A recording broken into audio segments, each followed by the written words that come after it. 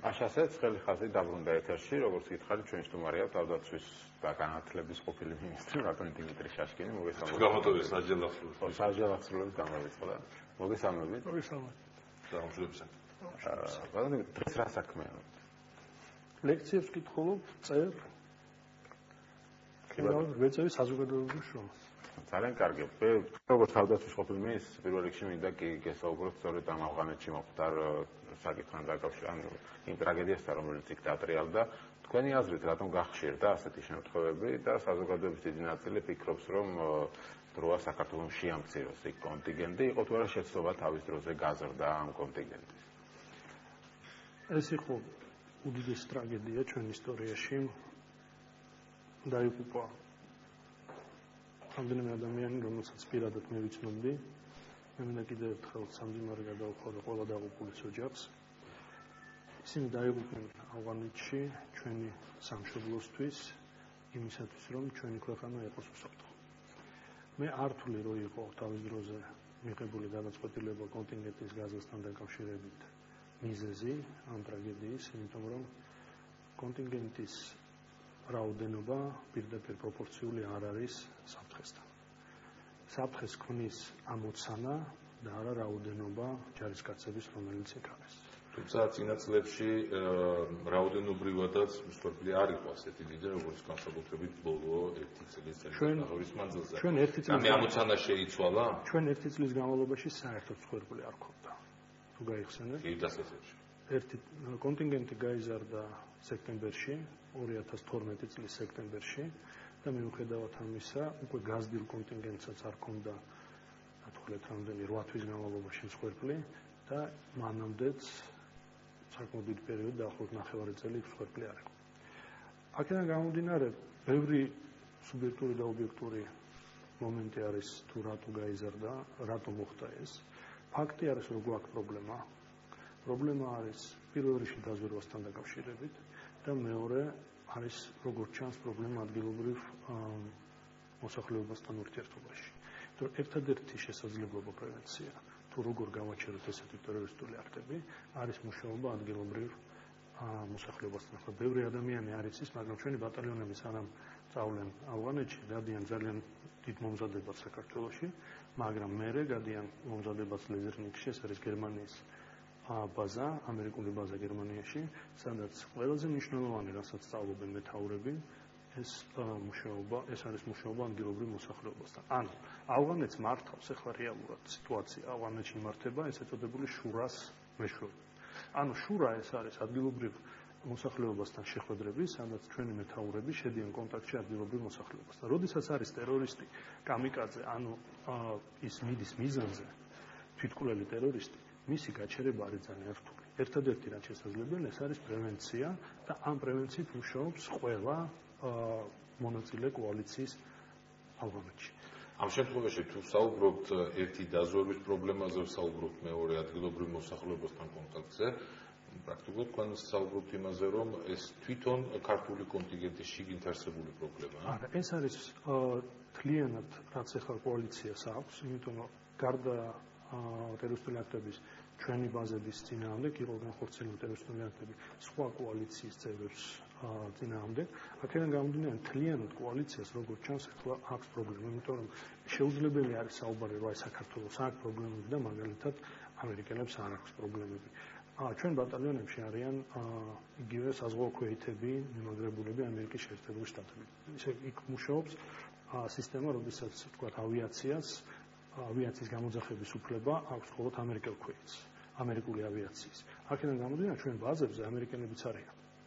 ეს რამდენად არის ჩვენი ბაზები, ანუ იქ იყო რამდენად იყო უსაფრთხოების ნორმები დაცული თქვენ? მე არ აქვს ამაზე ინფორმაცია. თქვენ დროს აშენდა ხო ეს ბაზა თუ არა სადაც არის ქართული? ჩვენ ხო შევედით, იქ იდგა სხვა კონტინგენტი, ჩვენ შევედით ჩვენ ვიყავით შუკვანზე, თქვათ მე ვიყავი, როდესაც ავღანეთში ჩავდიოდი ბასტიონზე და იქიდან გადავდიოდი შუკვანზე, მაგრამ იქ სადაც ახლა განხორციელებული იყო იერიში, იქ იდგა სხვა კონტინგენტი, კოალიციის სხვა წევრები. მე კიდევ ერთხელ ხას უსვამ იმას, რომ როგორც ჩანს, თლიანად კოალიციას აქვს პრობლემა დაზვერვასთან, თლიანად კოალიციას აქვს პრობლემა მუშაობა ურთიერთობა საზოგადოებასთან. რაც შეეხება ჩვენ ბატალიონებს, თავარი არის რომ ეხლა თავდაცვის სამინისტრო სამოქალაქო ოფისმა გააკეთოს ყველაფერი იმისათვის რომ რა რესურსები სჭირდება ჩვენ ბატალიონებს იყოს გამოყოფილი. რაც არ უნდა იყოს იმისათვის რომ ბუნებრივი 100% გარანტია არსებობს არ იქნება, მაგრამ ყველაფერი უნდა გააკეთდეს იმისათვის რომ უსაფრთხოება იყოს გაძლიერებული, რა რესურსები ამისთვის სჭირდება, ეს იცის სამოქალაქო ოფისი თავდაცვის. მაგრამ ჩვენ იქ ვართ არა როგორც საოკუპაციო ჯარი, მაგრამ ბევრი საუბარი არის ახლა იმაზე, რომ ჩვენ თურმე ოკუპაციაში მონაწილეობს სხვა ქვეყნებს და უკვე შედარებებიც კეთდება, თქვა საბჭოთა კავშირის დროს ოკუპაციასთან ავღანეთის. ეს ჩემი აზრით აბსოლუტურად არარელევანტურია და უნამუსობა არის, იმიტომ რომ ისტორია ყველა კარგად ვიცით, რისთვის შემოვიდა იქ საბჭოთა კავშირის ჯარი და ეხლა რისთვის შემოვიდა კოალიცია. ჩვენ ვართ იქ იმისათვის, რომ ჩვენ ქუჩებზე, ჩვენ სახლებში არ მოვიდნენ ეს ტერორისტები და ჩვენი ბიჭები ზუსტად ამისთვის იღუპებიან. გასაგებია, თუმცა საბოლოო ჯამში მე მინდა მაინც დავუბრუნდე ამ რაოდენობის საკითხს. თქვენ ამბობთ, რომ ეს არის რაოდენობაზე დამოკიდებული, თუმცა ბევრი სამხედრო ექსპერტი დღეს ითხოვს რაოდენობის შემცირებას და ამბობს, რომ რაც მეტია, მის მეტი ალბათობა მსხვერპლის ამ ერაში ყავდა მეტახი. დავიწყოთ აქედან ჩვენთან ყველა ექსპერტებს. აი ამ ექსპერტებს მინდა დაუსვა შეკითხვა. მაშინ იქნებ დათვალონ და თქვენ რამდენი ჩვენი ჯარისკაცი იყო ერახში. ერახში იყო მეტი. მაგრამ ამოცანები იყო სხვადასხვა და ბუნებრივია მსხვერპლი იყო ნაკლები ერახში. ეს ერთი. მეორე, მუდმივად ისმის შეკითხვა ჩვენ რას გვაძლევს, ხო? გარდა პოლიტიკური, გეოპოლიტიკური დატვირთვის არის კიდე ერთი ძალიან პრაგმატული საკითხი, რომელზეც ბევრი არ საუბრობს სამწუხაროდ ახლა, მაგრამ მოდით სიმართლე ვთქვა. გავიხსენოთ 2008 წელი.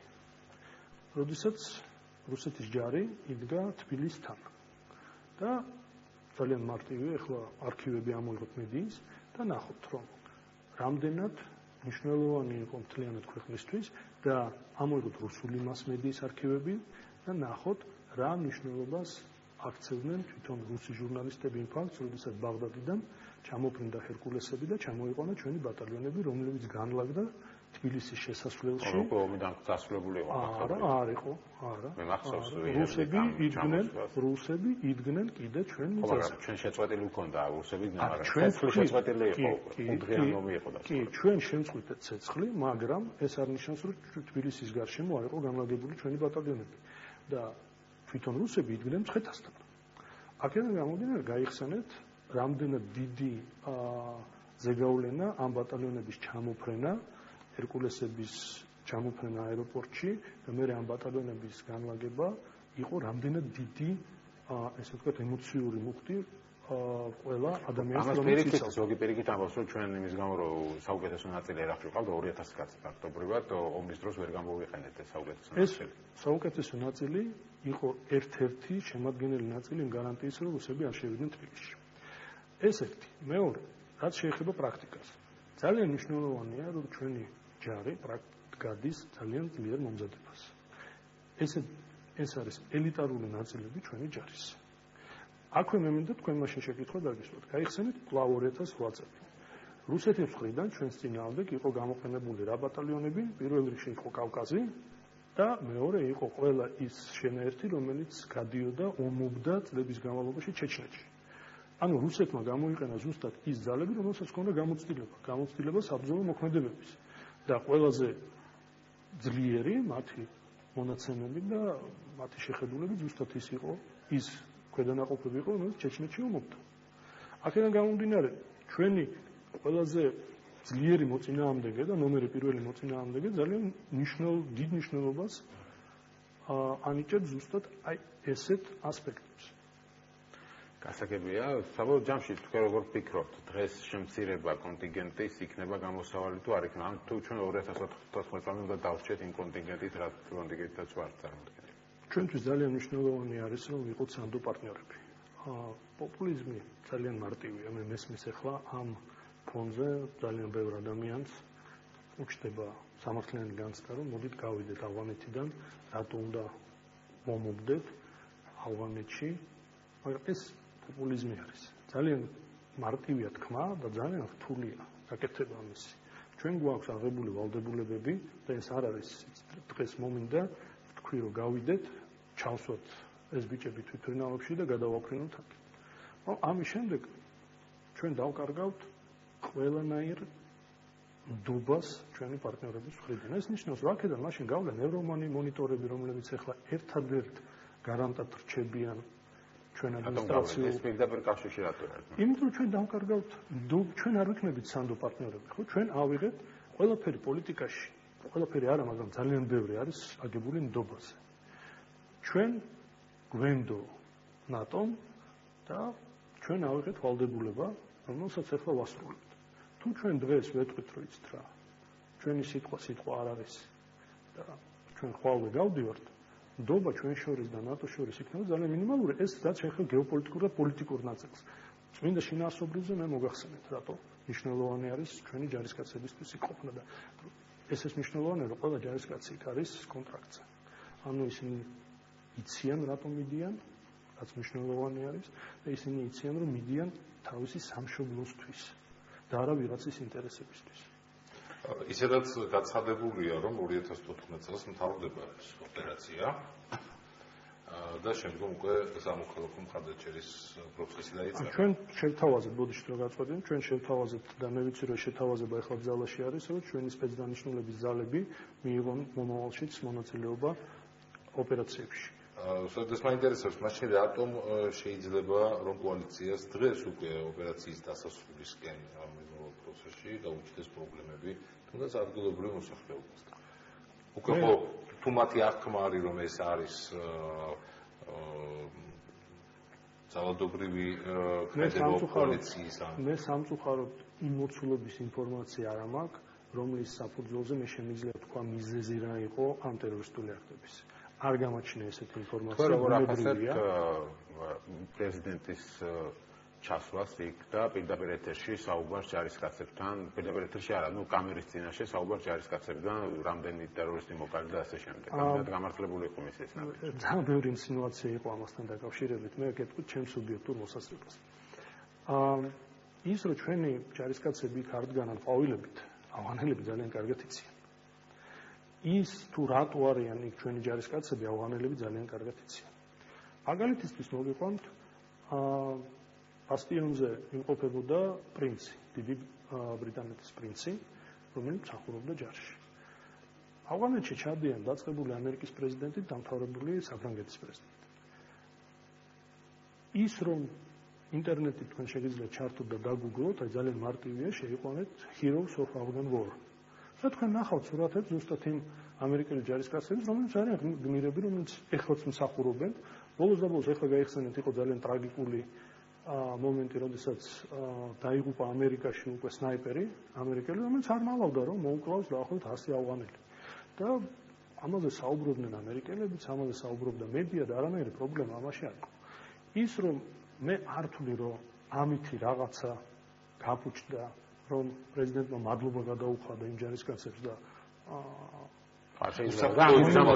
გამხდარიყო სამიზნეები. სამიზნე ვერ გახდებოდა, იმიტომ რომ ჯერ ერთი ეს იყო მეორე ბაზა, აბსოლუტურად სხვაგან იყო მეორე დარტყმა, ვიდრე იქ. მეორე პრეზიდენტი ესაუბრებოდა იგივე იყო, რაღაცა. სხვაგან იყო მიმართულება აბსოლუტურად სხვა. ბაზა ხო ერთი იყო. მე მგონი სხვა იყო გასაჭიროთი. მე როგორც ჩემს ინფორმაცია არის, მეორე ბატალიონმა მიიღო ეს მეორე დარტყმა. ადამიანი, რომელიც პრეზიდენტის წინ იჯდა, ამ ადამიანს მე ძალიან კარგად ვიცნობ და ამ ადამიანით ამაყობს მთელი შეერაღებული ძალები. ეს არის ადამიანი, რომელიც მე შეიძლება თამამი განცხადება გამო მეორე ესეთი ჯარისკაცი ოფიცერი ჩვენ არ გვყავს. რომელიც ომობდა აფხაზეთშიც, ომობდა რუსეთის აგრესიის ომის დროს და ომობს ახლა. ასე იგი, რამდენადაც თქვენ ამაში პრობლემას აღხედავთ, თუმცა იყო განცხადება, რომ პრეზიდენტის ამ ჩასვლამ კიდევ მისმა სულ მუდმივად პედალირებამ იმაზე, რომ აი ჩვენ ვზდით კონტინგენტს და ასე შემდეგ, მიაქცევინა ქართულ არმიას, აქამდე ქართულ არმიას ვერ ამჩნევდნენ დიდად თალიბები, სადღაც ნაღზე თუ აფეთქდებოდნენ ჩვენები და ეხლა მათთვის შესამჩნევი გახდა უფრო იქ ქართული. პირველი ტერაქტი იქამდე იყო ჯერ ერთი. მოდი ამ დავეწყოთ, რომ პირველი ტერაქტი იყო მანამდე, სანამ პრეზიდენტი ჩამოვიდა. მეორე საკითხი, მაშინ ამ ლოგიკით დიდი ბრიტანეთის პრინცი საერთოდ არ უნდა იყოს. კი ბატონო, გასაგებია თქვენი მოსაზრებები, მინდა რამდენიმე სხვა თემასაც შევეხო, ჩვენ 15 წუთით რჩება, ერთადად რომელიც თქვენ გიკავშირდებათ, ეს არის გარკვეული კითხვები თქვენს მიმართ, მახსოვს სესიაშვილის განცხადება იყო, რომ აი პროკურატურის ორგანოები შეიძლება დაინტერესდნენ, იმიტომ რომ იქ იყო ბევრი პოლიტიკური ნიშნით ინიშნებოდა, თორსა რაღაც ფინანსურ დარღვევებზეც იყო, თქვენთან დაინტერესდნენ თუ არა თქვენი სამართალდამცავები? მე ვიყავი დაკითხული ერთხელ სამხედრო პოლიციის მიერ ამ საქმეს ადოს გრიფი საიდუმლო, ეს ეხება სახელმწიფო უსაფრთხოებას, ეს ეხება პირდაპირ კითხვით, ეს ეხება აგენტურულ მუშაობას კონკრეტულ ადამიანებთან, რომლებიც არიან სხვა ქვეყნის მოქალაქეები, რომლებიც ჩვენ გვაძლევენ ინფორმაციას, რომელიც ძალიან მნიშვნელოვანი იყო ჩვენთვის, ჩვენი სტრატეგიული პარტნიორებისთვის, მთლიანად რეგიონისთვის. ამ ადამიანების აფიშირება მე იმიტომ ძალიან მწვავე რეაქცია მქონდა, როდესაც ეს გაჟონა ტელევიზიაში, ერთ-ერთ ტელეარხის მეშვეობით ერთ-ერთმა ჟურნალისტმა ამაზე დაიწყო საუბარი, იმიტომ რომ ამ ადამიანების გვარი, სახელი, სამ საქმეში ფიგურირებს მათი გვარი, სახელი. ამ ადამიანების ხსენება საიდუმლო როგორ ხო, ნუ ეს იყო ჩემი შეკითხვა, საიდან გრიფით საიდუმლო საქმეზე გაიგო ჟურნალისტმა. მე საერთოდ დამკითხე სახში, ეს საიდუმლო გრიფი როდესაც სადებს იცის თვითონ, მე ამაზე მქონდა ბრიფინგი ჩატარებული. მე დამკითხე სახში, ამ საქმეს ადოს გრიფი საიდუმლო, საქმეში ფიგურირებს გვარები, რომლის თქვენ დაკითხეს როგორც მე დამკითხე თავდაცვის მინისტრს. და ამ საქმეში ფიგურირებთ როგორც ამ საქმის რის წინააღმდეგ არის, რის წინააღმდეგ არის საქმე? რაზე არის საქმე? იყო შეკითხვები კონკრეტულ მუშაობასთან, აგენტურულ მუშაობასთან, ოპერატიულ მუშაობასთან, კონკრეტული ინფორმაციის მიღება გადაცემასთან დაკავშირებით, რომელიც იყო დაკავშირებული კონკრეტულ საქმესთან, რომელიც იყო იმ სამ თვეში, როდესაც მე ვიყავი თავდაცვის მინისტრი, და მე ამიტომ აღვნიშნე, რომ და მთავრმა პროკურორმა ძალიან კარგი განცხადება გააკეთა, რომ ეს საიდუმლო ადოს ამ საქმეს და აისაუბროს ამ დეტალებზე, მე მხოლოდ აღვნიშნე, რომ ამ ადამიანების ხსენება, გვარი, სახელის მოხდება მათი ფიზიკური ლიკვიდაცია, მეტი არაფერი. თუ ჩვენ ამაზე წამსვლელები ვართ რაღაცა პიარისთვის, კი ბატონო? გასაგებია, მაგრამ იყო ფინანსურ დარღვევებზე საუბარი ამ თემაზე, თქვენთან შეკითხვები არ ყოფილა. ფინანსურ დარღვევებზე ჩემთან შეკითხვები არ იყო. კი ბატონო, კიდევ ერთი პრეტენზია, რომელიც არის თქვენს მიმართ, არა მხოლოდ თქვა თავდაცვის მინისტრობის პერიოდზე, არამედ ეს ეხება იგივე თქვა განათლების სამეცნიერო მუშაობის პერიოდს, ეს არის პოლიტიზირება უწყების. ხოსე სიაშვილის გაცხადება გავიხსენე, საუბრობს, რომ პროფესიონალები არ ინიშნებოდნენ გარდა რამდენიმე გამონაკლისზე, რომელიც რამდენიმე თვითინი დაინიშნებოდნენ. ანუ აქ თავდაცვის სამინისტროზე არის. ხოლო თუმცა განათლებასთან დაკავშირებით ცალკე ვისაუბროთ დირექტორების გათავისუფლებაზე, მასწავლებლების. მანამდე მინდა თავდაცვაში ან სულ იყო ეს საუბარი, რომ ბევრი პროფესიონალი დაიწყო შედი ოქროშვილის პერიოდიდან დაწყებული. ნუ მე პასუხს გავცემ მხოლოდ ჩემ პერიოდზე 3 თვით 4 ივლისიდან 1 ოქტომბრამდე. რაც იყო ჩემი მინისტრობის პერიოდი, იმიტომ რომ 1 ოქტომბერს ბევრი ინსინუაცია იყო, რატო მე რო წავედი მოქმედი მინისტრი წავდა, არა, მე უკვე არ ვიყავ მინისტრი, მე მოვალეობას ვასრულებდი 1 ოქტომბერს. ყველა მინისტრი ავტომატურად გადადა. თუმცა მოვალეობას ასრულებდა, ასე როგორც ჩემი მოადგილე მოვალეობას ასრულებდა და ასე შემდეგ. ანუ უკვე ეს დანიშნული მინისტრი არ იყო. ეს ერთი, მეორე ჩემ დროს გაერთიანებულ შტაბში არანაირი ცვლილებები საერთოდ არ განხორციელებულა საკადრო პოლიტიკის პროცესზე. სამოქალაქოში იყო, ბუნებრივია, სამოქალაქოში იყო. თუ ჩვენ ჩავთვლით სამხედრო პოლიციას, როგორც სამხედრო პოლიციას აქვს ცოტა უცნაური სტატუსი, ანუ ის სამოქალაქო ოფისშიც არის და სამხედრო ოფისშიც არის ამავდროულად. ანუ ესე ვთქვათ, ორი ფეხი აქვს, იქაც და აქაც. იქ იყო განხორციელებული ცვლილებები სამხედრო პოლიციაში, რაც შეეხება უშუალოდ გაერთიანებულ შტაბს, არანაირ ცვლილებებს მე არ გავხორციელებდი, სამოქალაქო ოფისში განხორციელებული ცვლილებები იყო. მაგალითად, მე შევქმნი IT დეპარტამენტი, რომელიც ჩვენ არ ქონდა და ბუნებრივია მე მჭირდებოდა ამისთვის ცვლილებები. ცვლილებები იყო გაკეთებული საერთაშორისო დეპარტამენტში და ასე შემდეგ. სამოქალაქო ოფისში ცვლილებები იყო. დაახლოებით იყო 30 კაცი შეცვლილი. თქვენ თქვით, რომ მეგის კარდავა მე გავუშვი რატო? მეგის კარდავა გადავიდა სხვა სამსახურში. მე მქონდა თქვენი განცხადება და მე გავუშვი მეგის კარდავა. ჩემი წინადადება იყო ესეთი, რომ ან მე გავანთავისუფლებდი, ან ის გადავიდოდა. ის გადავიდა სხვა სამსახურში. რატო რა პრეტენზიები ქონდა? მე ვერ ვიმუშავე ერთად, მოდით ესე ვთქვათ.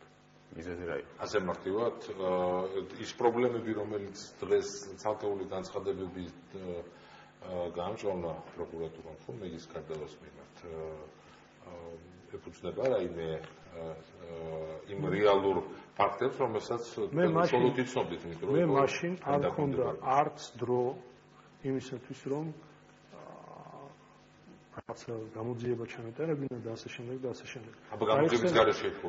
არა, გაიცანეთ 3 თვის განმავლობაში ჩვენ მქონდა ჰოლისტიკური უბედურება კახეთში, ჩვენ მემზადებოდით ავღანეთში წასასვლელად.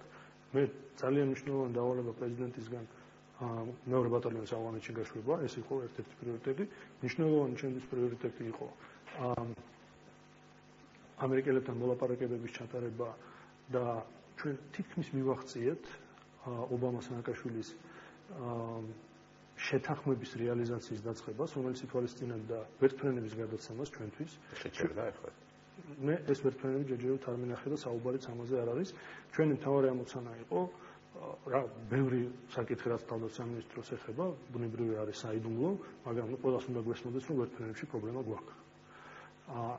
მარტივი არის ჩვენი დიდი ნაწილი პარკის არის მი ვერტფრენები და რუსეთის სამხედრო ემბარგოს გამო ჩვენ ვერ ვარემონტებთ ამ ვერტფრენებს. არის უდიდესი პრობლემა. მიუხედავად რომ არიან სპეციალისტები, მიუხედავად იმისა, რომ 31 გარხანა არის, ყველაფერი შეგვიძლია, მაგრამ რუსეთი ბლოკავს ნებისმიერი ნაწილების შემოტანას აქ ამ მიებისთვის. ამისთვის ჩვენ გადავდივართ ამერიკულ ვერტფრენებზე და ამავდროულად ჩვენ გქონდა მოლაპარაკება ამერიკელებთან კონკრეტულად ხოკების დაყენებაზე. ხოკი ეს არის ბევრად უკეთესი იარაღი ვიდრე ბუკი.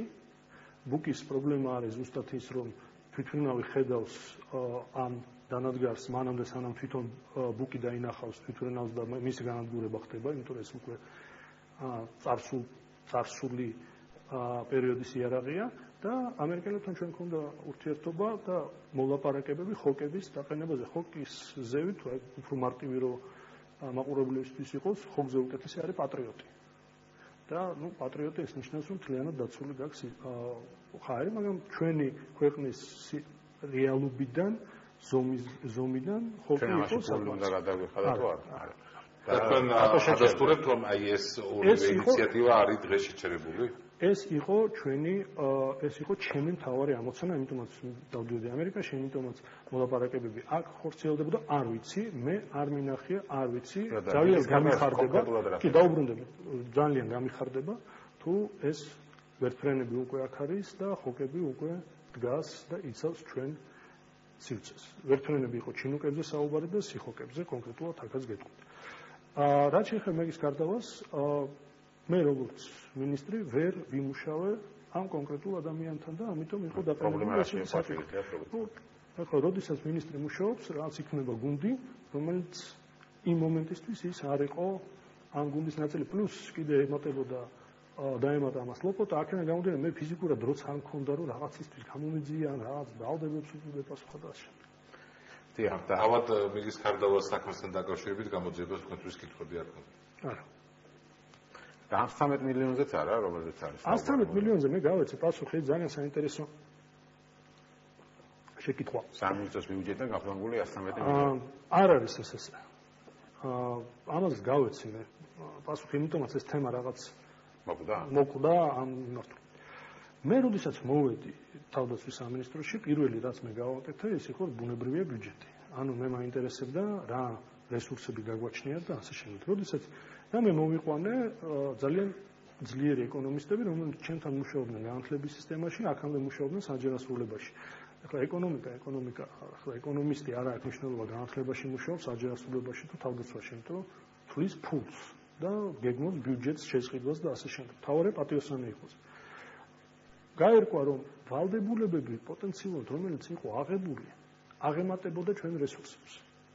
ეს ციფრი იქიდან წამოვიდა, ეს 13 მილიონი. ანუ პირობითად იყო აღებული ვალდებულება, ანუ დაპირება, რომ ვიყიდით ბევრად უფრო მეც, ვიდრე ჩვენ საშუალება გქონდა. ამიტომ მე ეს ყველა შესყიდვა გავაჩერე, ველაპარაკე მაშინდელ პრემიერ-მინისტრს, მას მოახსენე ფინანსთა მინისტრს და ველაპარაკეთ ყოფილ მინისტრს, თავდაცვის, რომელიც მითხრა, რომ მე მქონდა წინა პრემიერთან მოლაპარაკება, რომ როგორც ბიუჯეტი გაიზრდებოდა ჩვენ მოგცემდნენ ნეტფულს და ამ ვალდებულებებს შევასრულებდით. სანამ მე თქვი რომ მე ეგეთი იმედი არ მაქვს, სანამ მე ფული არ მექნება, მე ვალდებულებებს არ შევასრულებ.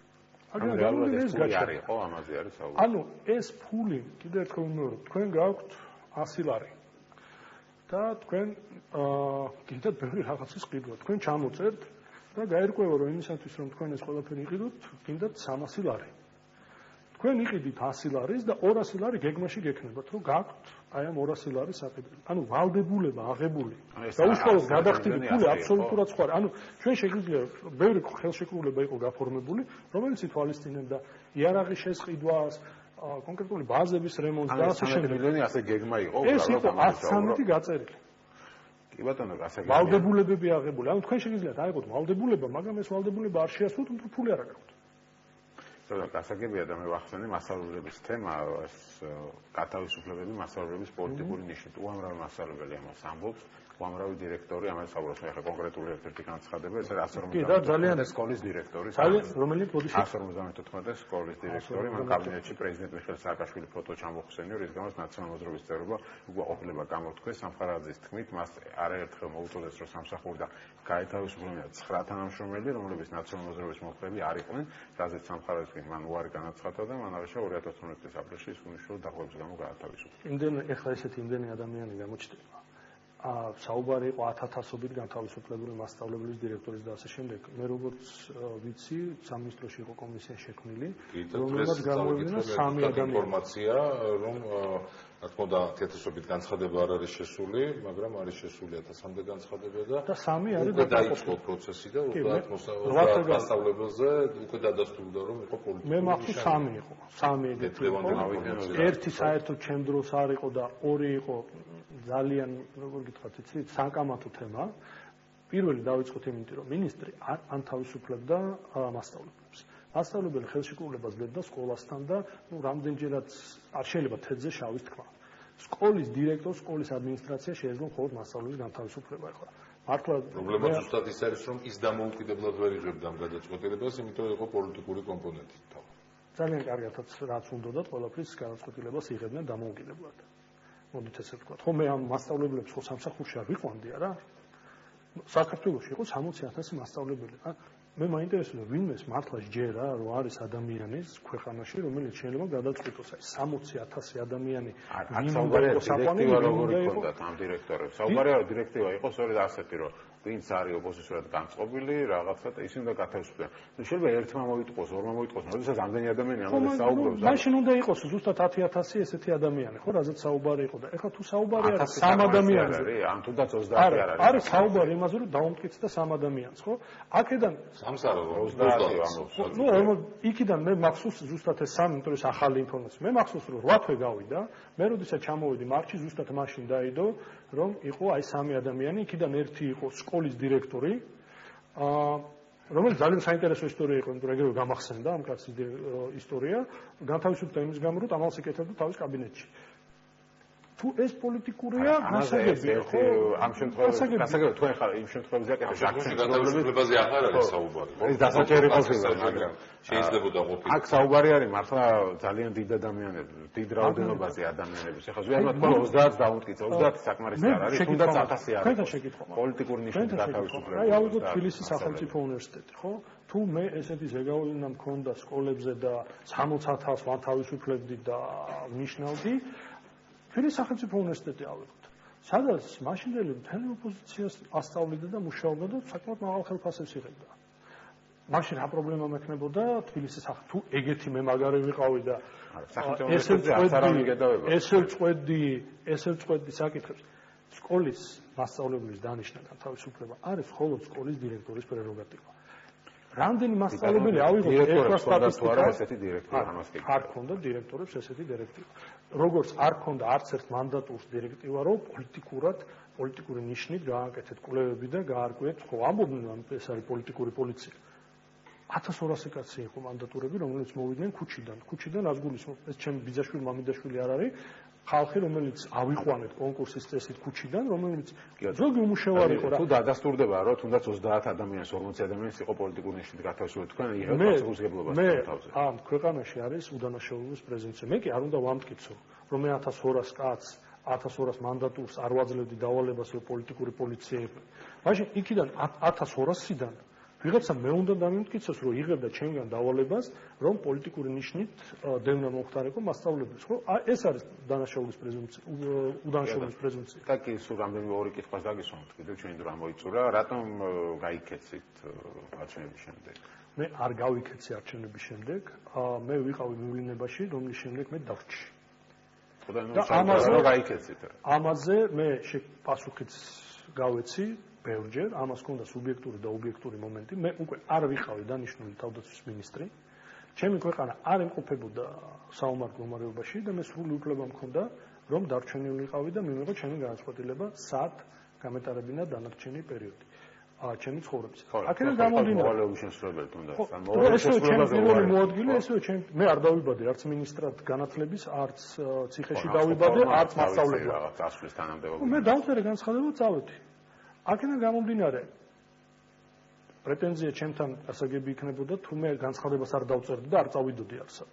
და აი თანამდებობას მოეკიდა და არ უნდა თანამდებობაზე. არა, წავედი. არა, პრეტენზია არ არის, როცა გაჩნდა რომ თუ არაფერ დამნაშავე არ არის, ის ეშინო და რატო დარჩა. არა, იყო სუბიექტური და ობიექტური მიზეზი, რომელზეც მე ვილაპარაკე. მათ შორის სუბიექტური ჩემთვის იყო ჩემი ოჯახის უსაფრთხოება იმ მომენტისთვის. აი მოხდებოდა ვინმე. ნუ ამაზე ვილაპარაკე. ერთი შეკითხვაც მექნება ძალიან ბევრ მაღალი თანამდებობის პოლიტიკური თანამდებობის პირის მიმართ დღეს მოქმედ ხელისუფლებას აქვს პრეტენზიები. ბევრ მათგანზე არის აღძრული საქმე, მიდის გამოძიება, ბევრი მათგანი დაკავებულია ამჟამად. თქვენ ამბობთ, რომ მხოლოდ ერთ საქმეზე ისიც მოწმეთ გაკითხეს.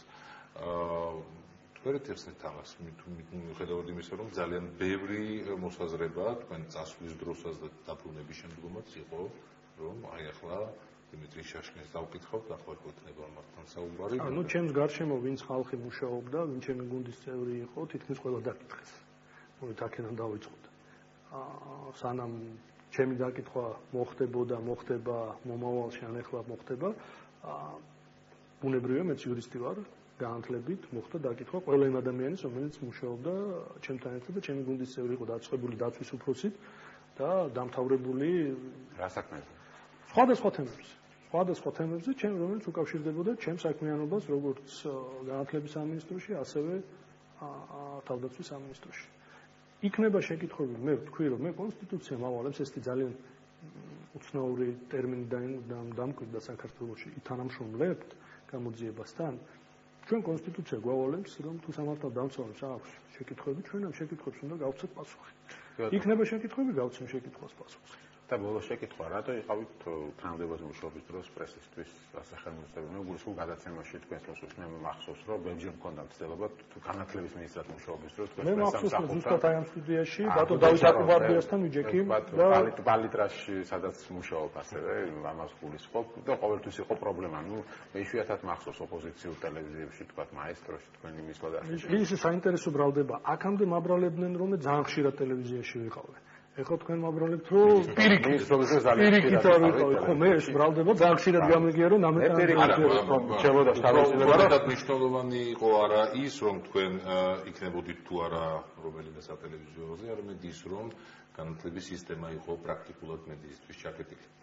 განათლების სისტემის ჩაკეტვა კიდე ერთი სტერეოტიპი და რომელიც სამწუხაროდ რომელიც თუ წაიკითხავთ ამ ბრძანება ძალიან კარგად მახსოვს ეს ბრძანება რომელიც ითვალისწინებს რომ თუ დირექტორი მისცემს კომენტარს მასმედიასთან პოსტფაქტუმ მე უნდა დაუკავშირდეს და შეატყობინოს პრესცენს თუ რაზე ქონდა საუბარი იმისათვის რომ ჩვენ გქონდეს საერთო პოზიცია ამასთან დაკავშირებით ბოლოს და ბოლოს ვიცოდეთ თუ რა ხდება და რა შეკითხვები არსებობს განათლების სისტემასთან დაკავშირებით და ეს იყო ზუსტად იმის გამო, რაც ეხლა თქვენ ტელევიზორში თუ ხედავთ, მაშინ სამწუხაროდ მე კარგად მახსოვს, რომ ამაზე ჩვენ გქონდა საუბარი, როდესაც მე საჯანასულებაში ვიყავი ზუსტად თქვენთან, რომ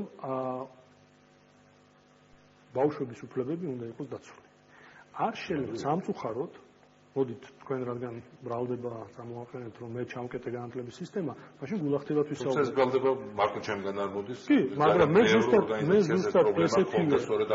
მე ზუსტად ესეთი არა ბრალდება, არამედ შეკითხვა მაქვს ძალიან ბევრ ჟურნალისტთან, რომელიც არ ყვევდა ეთიკის ყველა ნორმას მუშაობისა და როდესაც შედიოდნენ სკოლაში, პირველ რასაც აკეთებდნენ, იღებდნენ ინტერვიუს ბავშვისგან.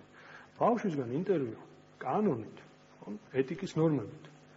მისი მშობლის თანხმობის გარეშე არის აკრძალული. ბავშვის სახე ჩვენება ეხლა დაიწყეს ტელევიზიებმა დაფარვა ბავშვის სახეს. იმიტომ რომ ბავშვი არის დამოკიდებული, მშობლებმა უნდა ნებართონ მისცეს ჟურნალისტს იმისათვის, რომ ბავშვმა მისცეს ინტერვიუ.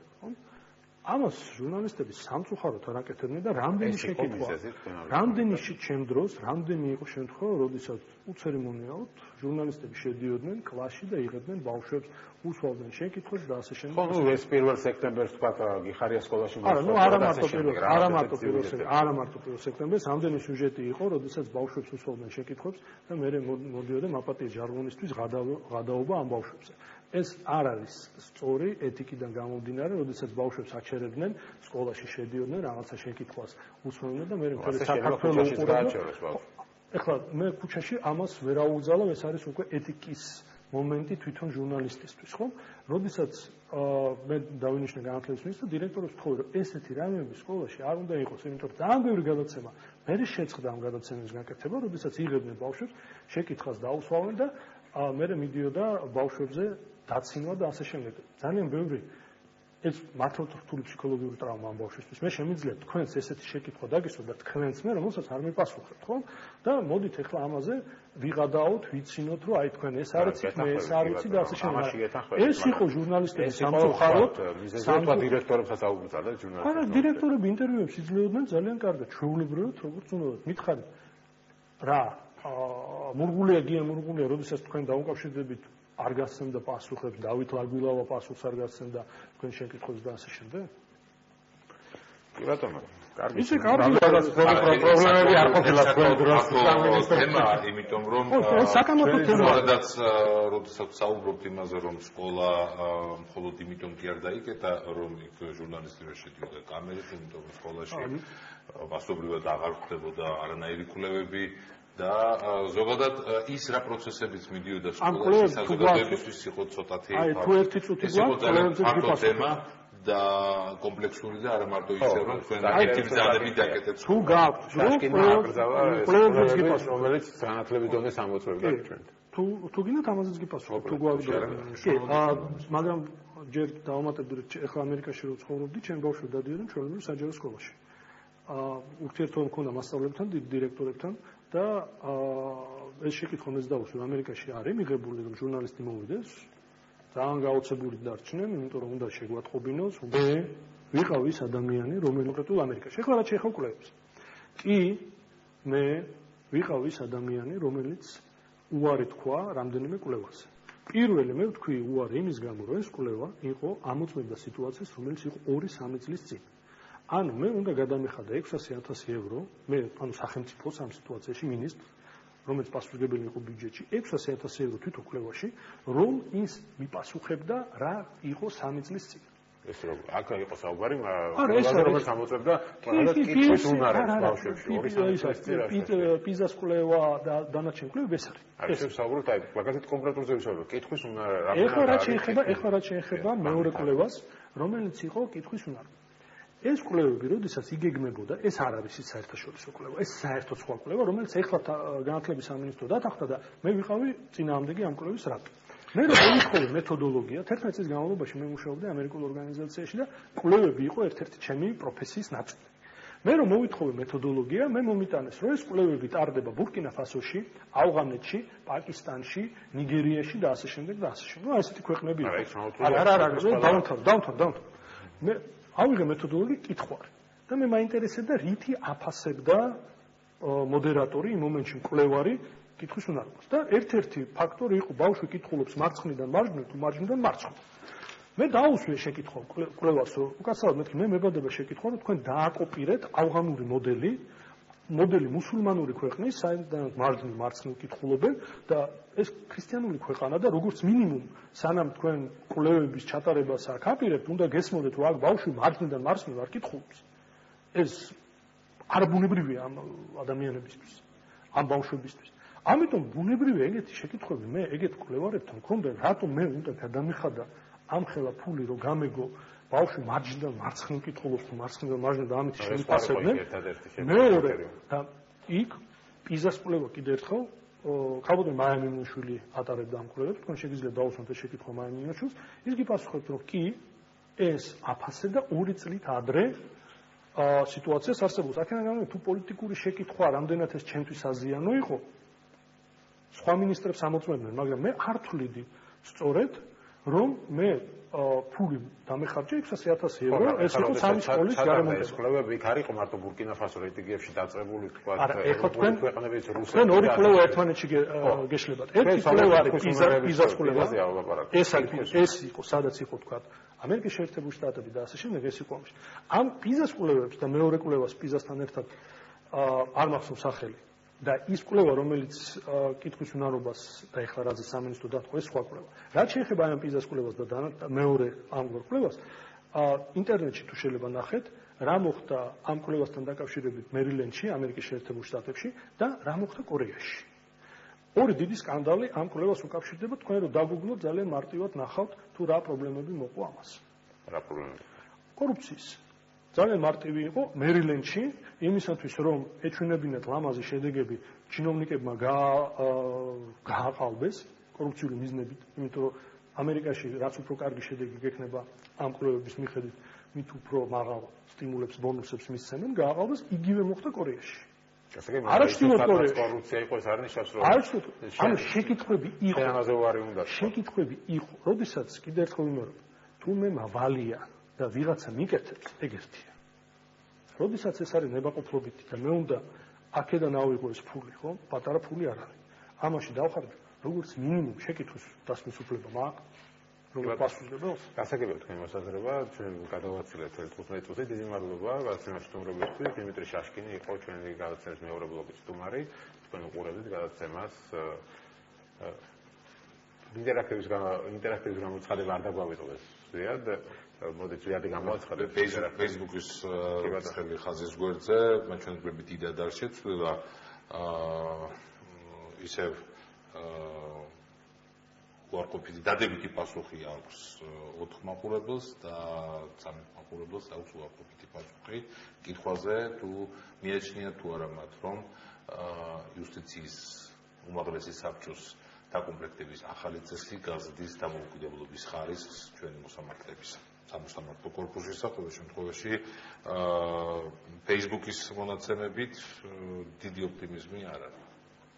გასაგებია, კი ბატონო, დიდი მადლობა გადაცემაში სტუმრობისთვის, ბატონ დიმიტრი. ჩვენთან რამდენადაც მე მაცნობებენ სატელევიზიო ინტერაქტივში პირიქით დიახ ამბობს დიდი ნაწილი, ანუ სადღაც 60%-მდე, უბრალოდ ციფრებს კარგად ვერ ხედავ უკაცრავად, თქვენ ხედავთ ეკრანზე, მე აღარ დავაკონკრეტებ, მაბატიეთ, თქვენ ჩემზე უკეთ ხედავთ ეკრანზე, მაგრამ ფაქტია რომ დიახ ამბობს უფრო. ცოტა განსხვავებულია პოზიციები Facebook-ისა და ჩვენი 79%, აი ახლა ვნახე უფრო ზუსტად და 29% ამბობს არას. დიდი მადლობა ყურადღებისთვის. ხვალ ბარიერი იქნება კავკასიის ეთერში, ცხელი ხაზი 4 შაბათამდე გამშვიდობებად. ნახვამდის.